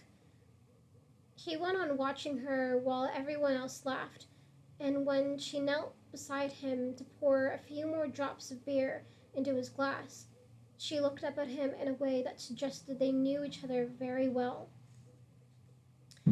Kuniko took another turn peeking through the hole, and then we went back to her house and sat together in the bath at the edge of the pine forest. The sky was extravagant with stars, except for the half blocked by limbs above me.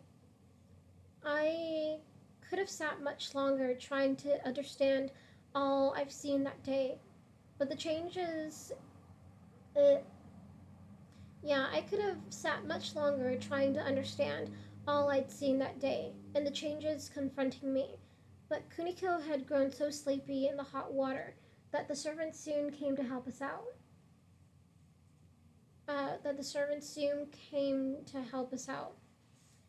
Satsu was snoring already when Kuniko and I lay on our futons beside her, with our bodies pressed together and our arms intertwined. A warm feeling of gladness began to swell inside me, and I whispered to Kuniko, "Did you know I'm going to come and live with you?" I thought the news would shock her into opening her eyes, or maybe even sitting up, but it didn't rouse her from her slumber. She let out a groan, and then a moment later her breath was warm and moist with a rattle of sleep in it.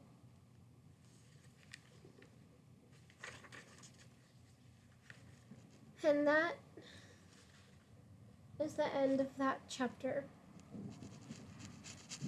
Man, I really enjoy this book. I really enjoyed this book.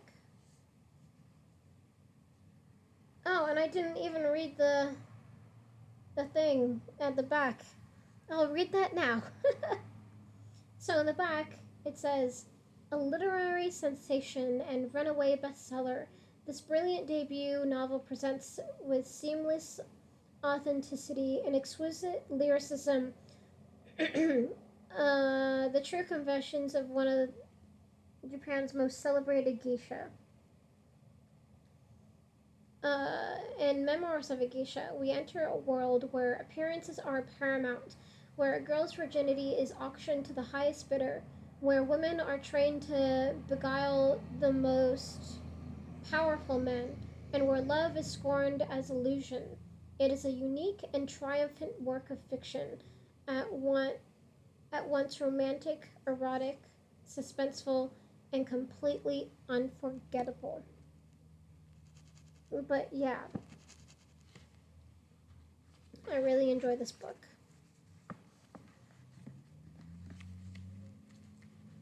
Alright. Well, that is all I have for you in this reading. But I will see you in the next video. Thank you so much.